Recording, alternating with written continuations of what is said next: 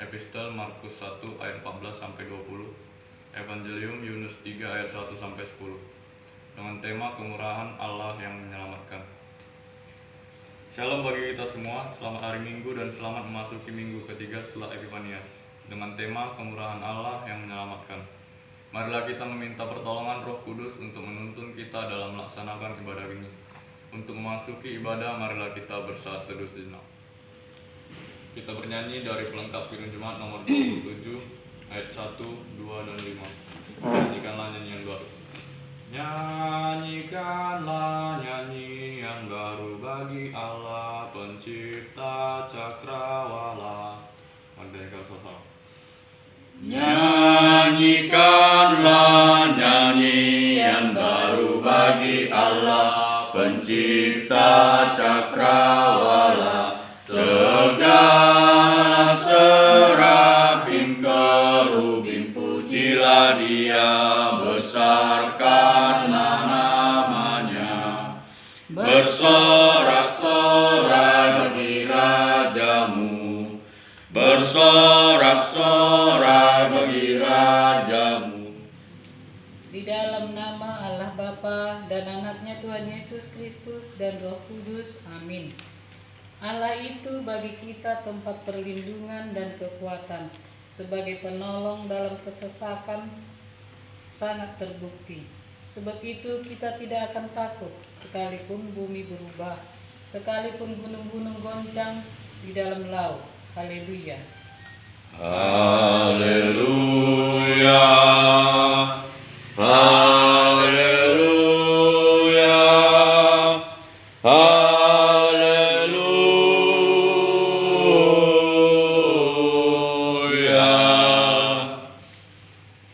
Marilah kita berdoa. Kita kembali bernyanyi dari Kidung Jemaat nomor 370 ayat 1 dan 3. Ku mau berjalan dengan juru selamatku. Ku mau berjalan dengan juru selamatku. Mari nyanyikan bersama-sama. Ku mau berjalan dengan juru selamatku di lembah berbunga dan berair sejuk. Ya, kemana juga aku mau mengikutnya, sampai aku tiba di negeri baka. Ikut, ikut, ikut Tuhan Yesus. Ku tetap mendengar dan mengikutnya. Ikut, ikut, ikut Tuhan Yesus. Ya, kemana juga ku mengikutnya. Marilah kita mendengarkan firman Tuhan sebagai pendahuluan khotbah yang tertulis dalam Markus 1 ayat 14-20. Demikian firman Tuhan. Sesudah Yohanes ditangkap, datanglah Yesus ke Galilea memberitakan Injil Allah. Katanya, waktunya telah genap, kerajaan Allah sudah dekat. Bertobatlah dan percayalah kepada Injil.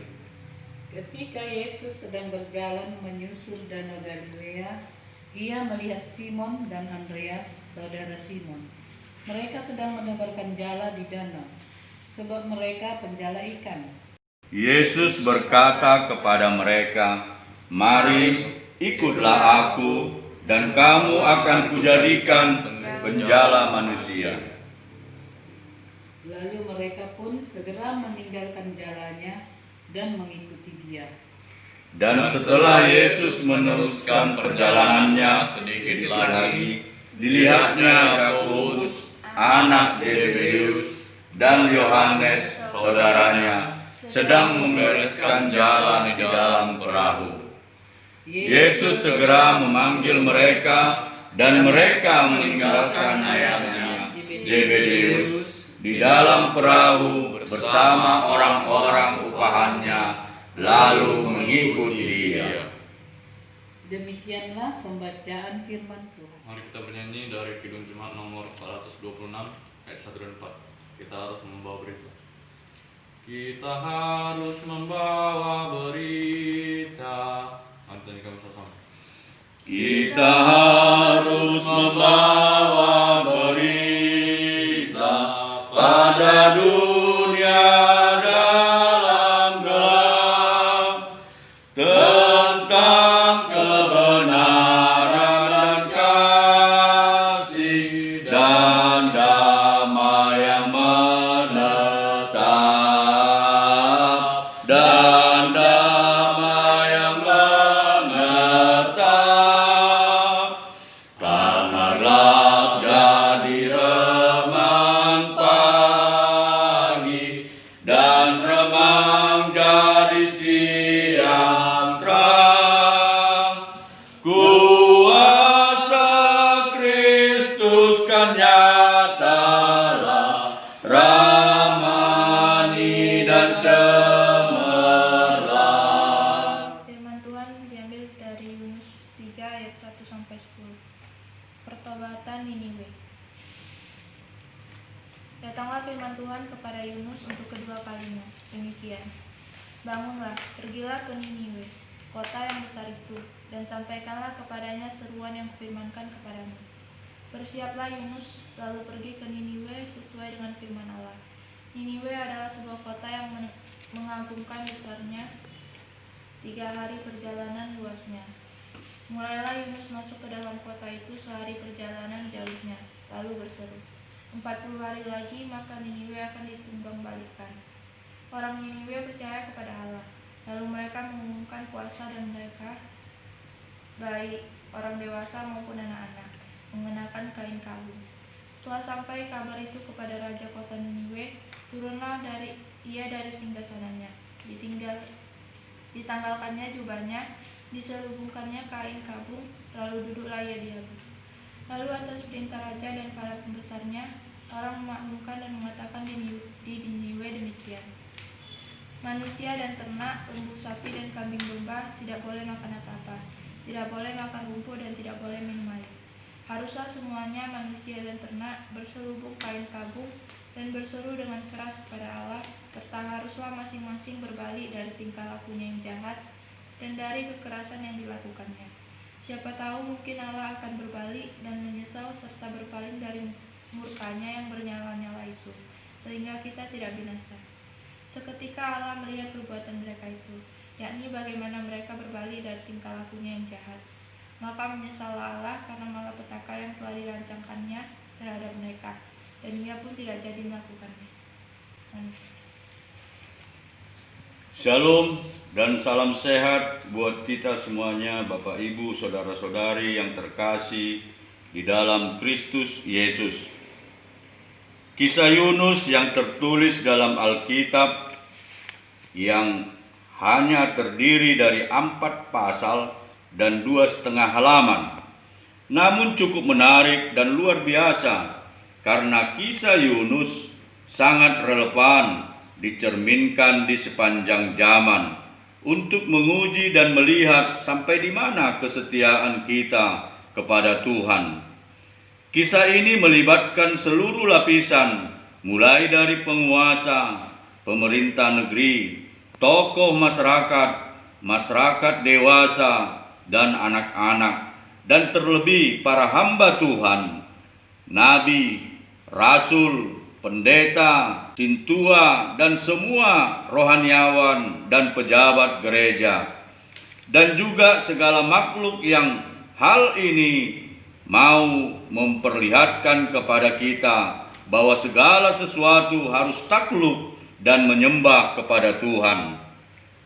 Yang pertama, Yunus bin Amitai lahir kira-kira tahun 820. Hidup pada zaman Raja Yerobeam di Samaria, tinggal di Gad-Hafer, perbatasan Jebulon dan Natali. Namun versi lain mengatakan lahir dan besar di Niniwe, Mosul, Irak, sekarang seorang Ibrani atau Yahudi, dan terpanggil menjadi nabi berumur 30 tahun. Dalam tugas panggilannya, dia diutus Tuhan untuk memperingatkan penduduk Niniwe yang saat ini kejahatannya sudah sampai pada tahun pertama dan kedua, yaitu menyembah patung dan berhala serta penolakan mereka kepada Tuhan. Yunus menolak dan hendak melarikan mau ke Tarsus. Namun gelora laut dahsyat menyerang kapal mereka. Akhirnya dia dibuang ke laut, ditelan ikan paus 3 hari 3 malam. Dan setelah Yunus berdoa dan dalam perut ikan kepada Tuhan, Tuhan memerintahkan ikan memuntahkannya ke darat dan dalam keadaan hidup dan keadaannya baik.